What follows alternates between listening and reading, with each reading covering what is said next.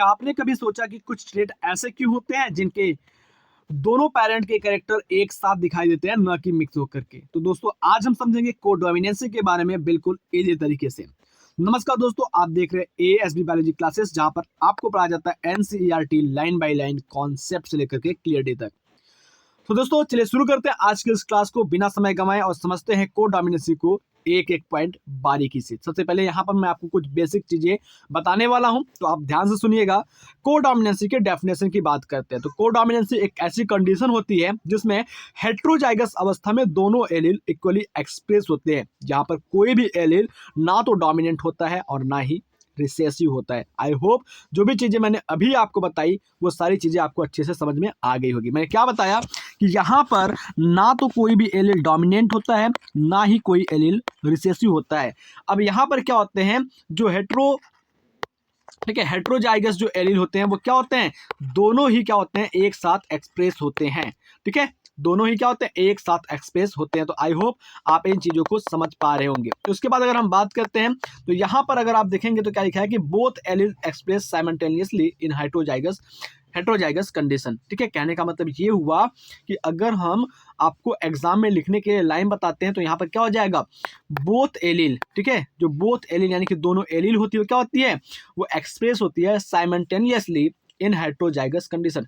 Heterozygous condition में है तब पर भी क्या होगी, दोनों एलील एक्सप्रेस होगी। अब अगर इसके मेन एग्जांपल की बात करते हैं तो मेन एग्जांपल में आपका आता है एबीओ ब्लड ग्रुप। क्या आता है, एबीओ ब्लड ग्रुप आता है। क्या आता है, एबीओ ब्लड ग्रुप आपका आता है।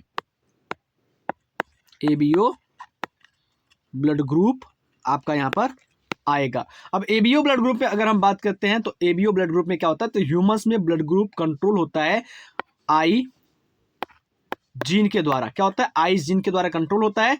यानी कि अगर हम बात करते हैं तो I A, I B, I allele जो होते हैं वो क्या करते हैं, ब्लड ग्रुप को रिप्रेजेंट करने का काम करते हैं। देखिए अगर सिंपल से अगर हम आपको चीज़ों को समझाएं यहाँ पर, तो पहले आप ओरली ऐसे समझ लीजिए, फिर उसके बाद आपको हम ले चलेंगे एनसीईआरटी की लाइन पर, जहाँ पर सारी डाउट आपके क्लियर करने की प्रयास हम करेंगे। तो यहाँ पर देखिए सबसे पहले यहाँ पर आपको बताते हैं, अगर आपको मिल रहा है आई ए, आज हमारा स्टाइलिश भी थोड़ा सा कम काम कर रहा है, पता नहीं क्यों, क्या हो गया, इसको भी बीमारी धर ली है। ये यहाँ पर आई ए इस कंडीशन में जो आपका ब्लड ग्रुप होगा वो क्या होगा, ब्लड ग्रुप की बात करते हैं तो ब्लड ग्रुप क्या होगा, ए होगा। आई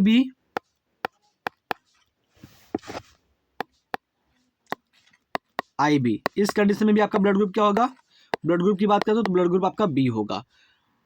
आई है तो इस कंडीशन में आपका ब्लड ग्रुप क्या होगा भाई, इस कंडीशन में आपका ब्लड ग्रुप ओ होगा।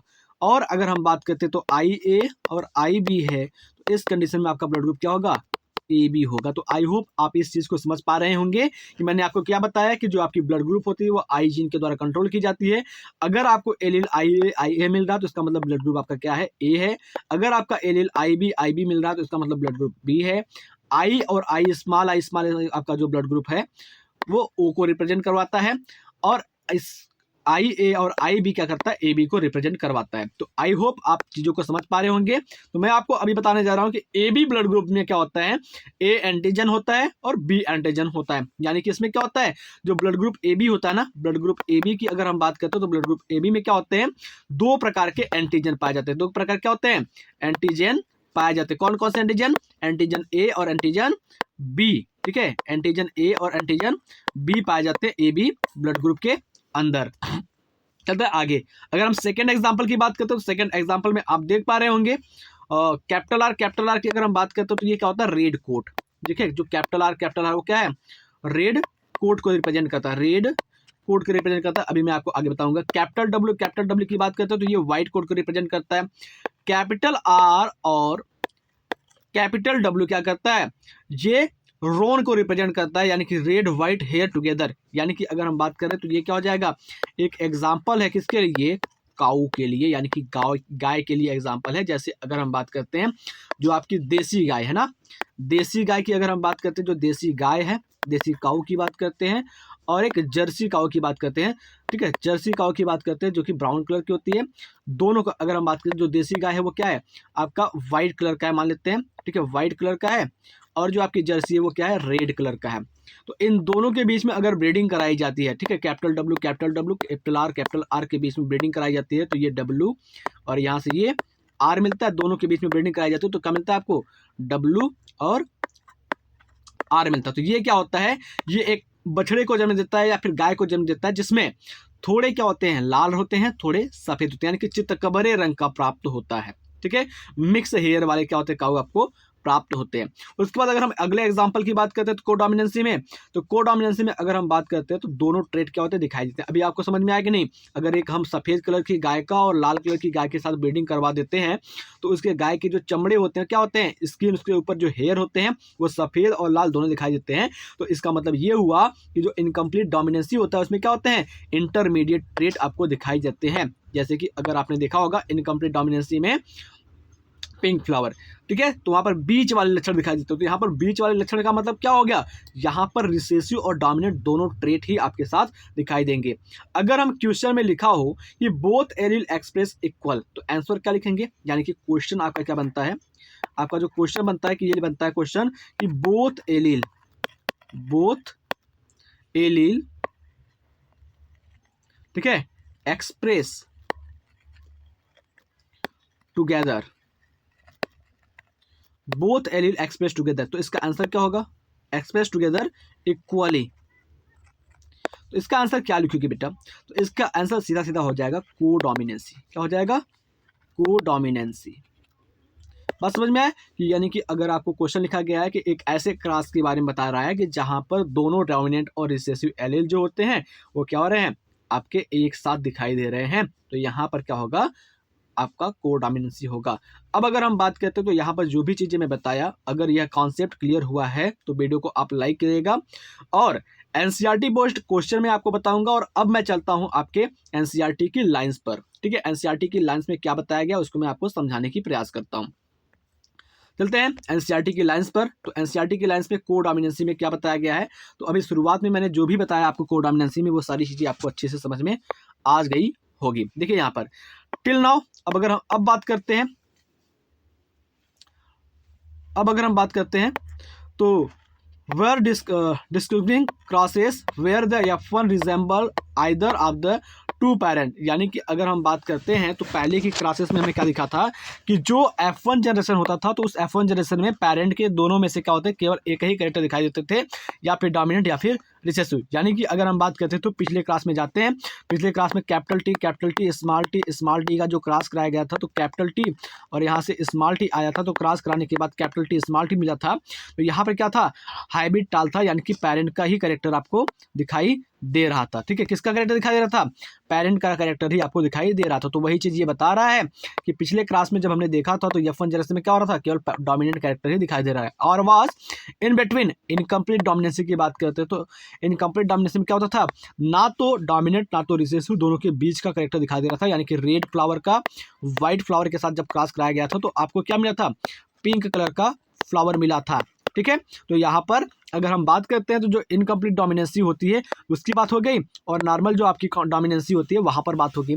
बट अगर हम बात करते हैं इन द केस ऑफ कोडोमिनेंसी की बात करते हैं, the F1 generation resemble both parents, यानी कि जो F1 जनरेशन होता है क्या करता है, F1 जनरेशन क्या करता है रिजेंबल करता है बोथ पेरेंट को। जैसा कि अभी मैंने आपको एग्जांपल देकर समझाया कि अगर रेड काऊ का व्हाइट काऊ के साथ ब्रीडिंग कराया जाए तो इनसे आने वाली संतान क्या होती है, रेड व्हाइट हेयर वाली संतान पैदा होगी। ठीक है, ये चीज आपको समझ में आई। दूसरी बात अगर हम बात करते हैं तो अगर मदर का ब्लड ग्रुप ए है और फादर का ब्लड ग्रुप ए है तो आगने वाले जो बच्चे होंगे तो बच्चों में ब्लड ग्रुप ए भी हो सकता है। ठीक है, बच्चों का ब्लड ग्रुप क्या होता है, मदर और पेरेंट के मिक्स होकर के ए भी हो सकता है।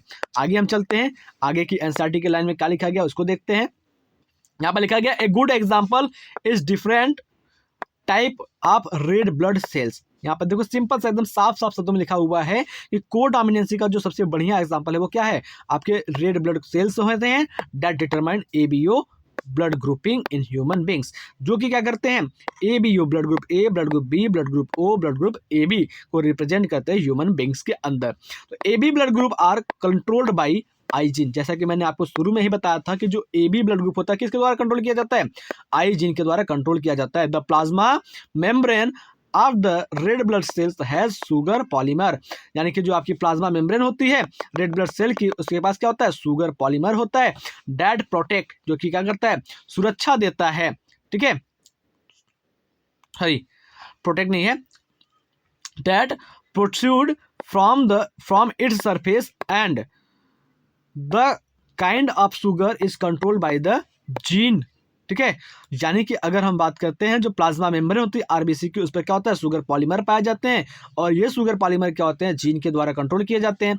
अब अगर हम बात करते हैं तो हमने आपको शुरू में बताया था कि अगर ब्लड ग्रुप में जीन आई के साथ जीन ए है, ठीक है, ए और ए, यानी कि आई ए है तो इसका मतलब क्या होगा, ब्लड ग्रुप ए होगा। अगर आई बी है तो इसका मतलब ब्लड ग्रुप क्या होगा, बी होगा। अगर आई बी है इसका मतलब ब्लड ग्रुप क्या होगा, ए बी होगा। और अगर स्मॉल आई है तो इसका मतलब ब्लड ग्रुप ओ होगा। यही चीज़ों को हम वापस से बताने जा रहे हैं, ठीक है, क्या कर रहे हैं, इसी चीज़ को हम वापस से बताने जा रहे हैं। तो यहाँ पर क्या लिखा हुआ है जिसको देख लेते हैं वापस से एक बार।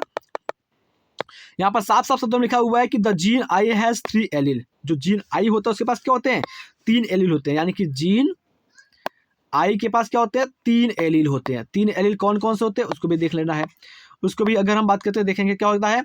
पहला क्या होता है, आई ए, आई बी और आई, क्या होता है, आई ए, आई बी और आई। इस आई में कौन सा, स्मॉल आई होता है, ठीक है, ये हो गए। आगे क्या कर रहा है कि the alleles I A and I B produce a slightly different from the sugar polymer allele I, यानी कि अगर हम बात करते हैं जो आई ए होते हैं और आई बी होते हैं वो क्या होते हैं, स्मॉल आई से क्या होते हैं, थोड़े से डिफरेंट होते हैं।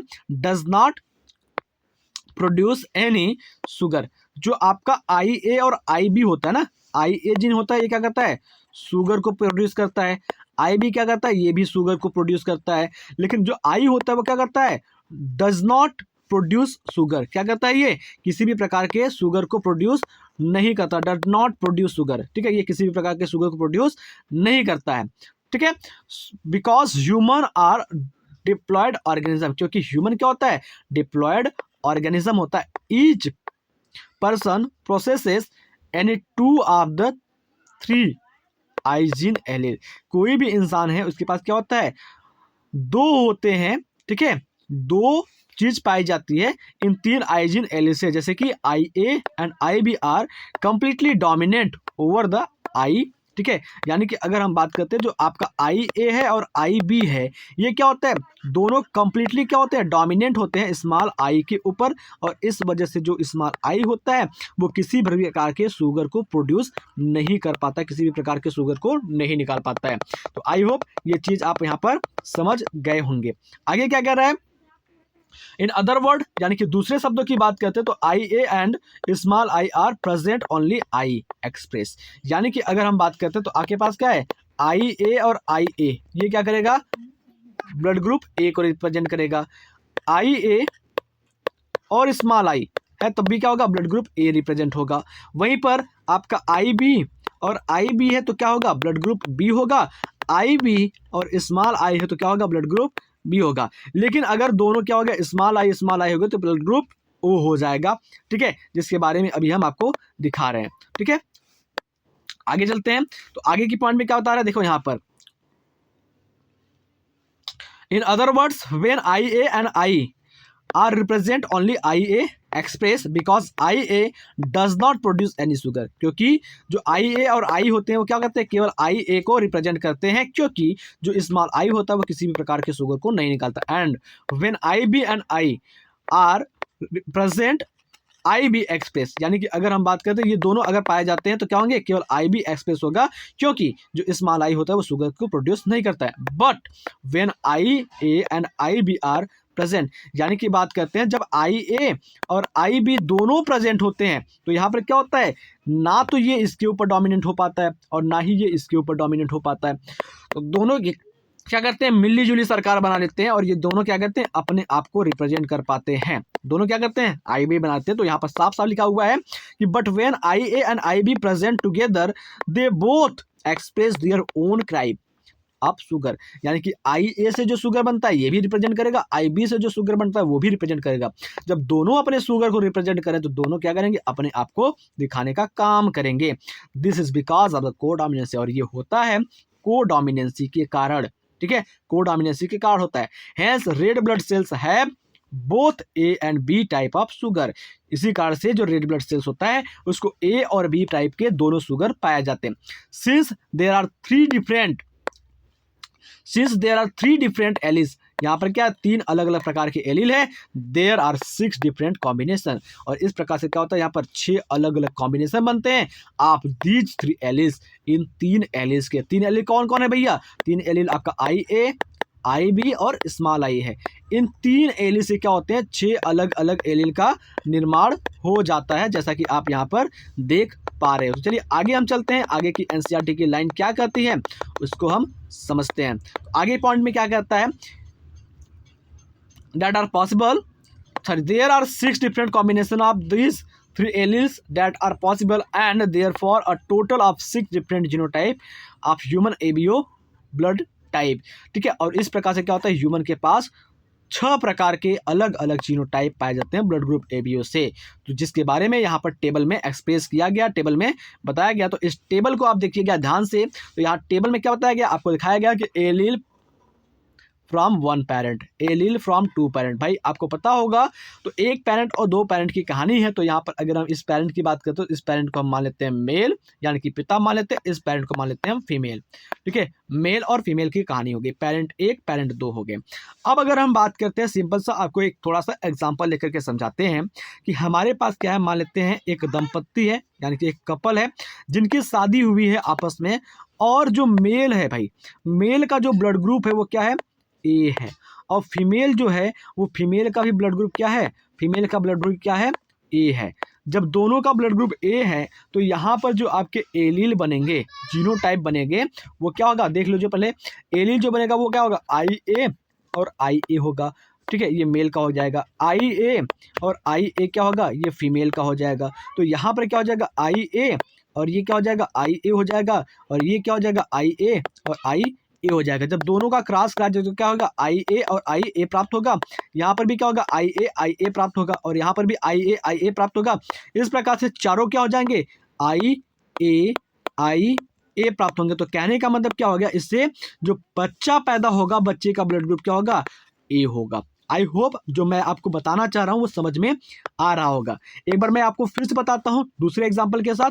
दूसरे एग्जाम्पल में आपको मैं लेकर के ये बताता हूँ कि मान लेते हैं एक मेल है जिसकी शादी हुई है एक फीमेल से। भाई मेल का शादी फीमेल से ही होता है।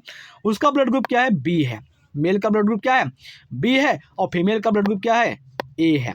मेल का ब्लड ग्रुप बी है, फीमेल का ब्लड ग्रुप ए है। तो इसके पास जो जीनोटाइप होगा वो क्या होगा, IB, और फीमेल के पास क्या होगा, IA होगा। जब दोनों का क्रॉस करवाएंगे, ठीक है, दोनों का क्रॉस अगर इस तरीके से करवाते हैं तो यहाँ पर आप देख पाते हैं, तो इधर हम मेल का लिख देते हैं IB और इधर IB मेल का लिख देते हैं, इधर IA और IA फीमेल का लिख देते हैं। ठीक है, मेल और फीमेल दोनों का हो गया। अब हम क्या करते हैं, इस IA का इस IB के साथ क्रॉस करवाते हैं। क्या करवाते हैं, एक IA का एक IB के साथ क्रॉस करवाते हैं। तो जो आपको मिलेगा वो क्या मिलेगा, एक मिलेगा आपको IA और IB मिलेगा। क्या मिलेगा, IA और IB मिलेगा।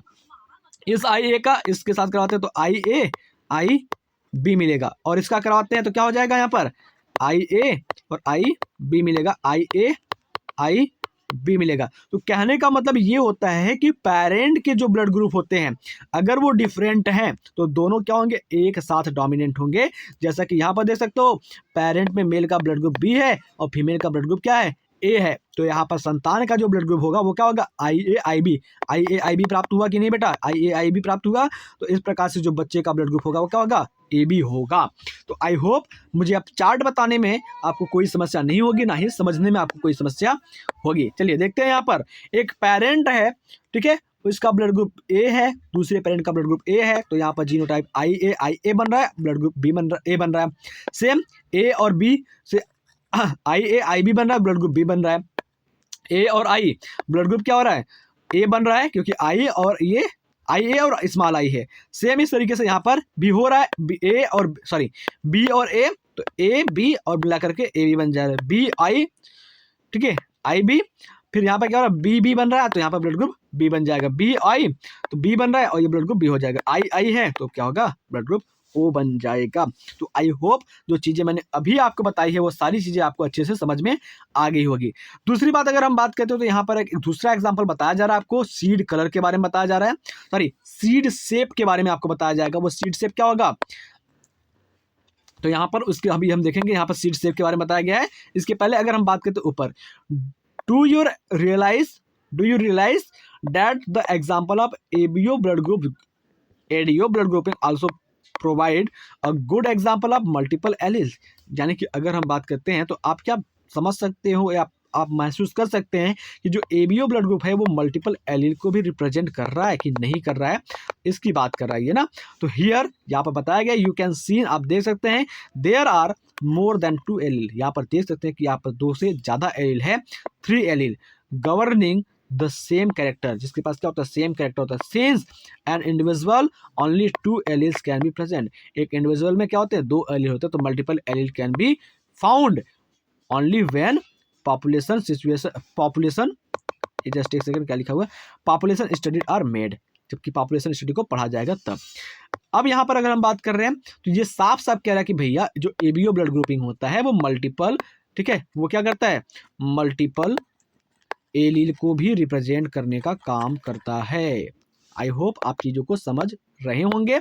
मैं चलता हूँ आगे, यहाँ पे कह रहा है occasionally a single gene product में प्रोड्यूस मोर देन 1 इफेक्ट, यानी कि एक सिंगल जो जीन होता है वो क्या करता है, एक से ज़्यादा इफेक्ट को दिखा सकता है। जैसे कि शुरुआत में मैंने बताया कि सिंगल जीन क्या है, आई, इस सिंगल जीन आई के द्वारा blood group A, blood group B, blood group O, blood group A B निकल रहे हैं। तो उसी की कहानी है और उसी से मिलता जुलता यहाँ पर कहानी आपको बताया जाएगा। चलिए यहाँ पर देखते हैं, तो यहाँ पर कह रहा है कि occasionally a single gene product में प्रोड्यूस मोर देन 1 इफेक्ट, यानी कि अगर हम बात करते हैं एक सिंगल जीन का जो प्रोडक्ट होता है वो बहुत सारे इफेक्ट को दिखा सकता है। For example starch synthesis in a P seed is controlled by 1 gene, यानी कि जो स्टार्च का सिंथेसिस होता है वो मटर के अंदर वो क्या होता है, वो एक जीन के द्वारा कंट्रोल किया जाता है। इट हैज 2 एलील, जिसके पास क्या होते हैं, 2 एलील होते हैं, एक डोमिनेंट होता है और एक रिसेसिव, यानी कि बी कैपिटल और स्मॉल बी होता है। स्टार्च इज सिंथेसाइज, स्टार्च जो होता है सिंथेसाइज होता है इफेक्टिवली बाई बी बी, यानी कि अगर हम बात करते हैं कैपिटल बी और कैपिटल बी क्या है आपका, ये होमोजाइगस है, ये क्या करता है, स्टार्च को सिंथेसिस करता है, क्या स्टार्च को सिंथेसिस करता है, क्या इफेक्टिवली सिंथेसिस करता है, ठीक है। And therefore large starch grain are produce, यानी कि ये जब स्टार्च को निकालता है तो स्टार्च क्या होता है, बड़े आकार का होता है, स्टार्च क्या होता है, बड़े आकार का होता है। जब स्टार्च बड़े आकार का होता है तो जो बीज होगा वो भी क्या होगा, बड़े आकार का होता है। ऐसे देखिए यहाँ पर बता रहे हैं कैपिटल बी, जस्ट एक सेकेंड हमको दीजिएगा बेटा, कैपिटल बी और कैपिटल बी क्या कर रहे हैं, स्टार्च सिंथेसिस करे तो बीज क्या हो रहा है, बड़े आकार का हो रहा है। कैपिटल स्मॉल बी अगर सिंथेसिस करे तो बीज क्या हो रहा है, छोटे आकार का हो रहा है। और जब कैपिटल बी और स्मॉल बी आपस में मिल करके सिंथेसिस करे तो बीज क्या हो रहा है, इंटरमीडिएट आकार का हो रहा है, ना तो ज़्यादा बड़े आकार का हो रहा है ना तो ज़्यादा छोटे आकार का हो रहा है। तो यहाँ पर वही चीज़ बताया गया है कि जो स्टार्च सिंथेसिस होता है, स्टार्च सिंथेसिस जो होता है पी में, यानी कि मटर के अंदर क्या होता है, वो कंट्रोल किया जाता है एक सिंगल जीन जिसको बी कहता है और इसके पास 2 एलील होता है, कैपिटल बी और स्मॉल बी होता है, जिसके बारे में यहाँ पर बताया गया है। तो आप ध्यान रखिएगा सिंपल सा, अगर कैपिटल बी जो कि डोमिनेंट है और होमोजाइगस है, ये सिंथेसिस कर रहे हैं तो बड़े आकार का बीज पैदा होगा। स्मॉल बी जो कि रिसेसिव है, ये सिंथेसिस कर रहा है तो छोटे आकार का बीज पैदा होगा। और दोनों मिल करके कर रहे हैं तो क्या होगा, इंटरमीडिएट आकार का बीज पैदा होगा, ना तो ज़्यादा बड़ा ना तो ज़्यादा छोटा पैदा होगा। ये सारी कहानी यहाँ पर बता दिया मैंने एक बार में, आप समझ चुके होंगे।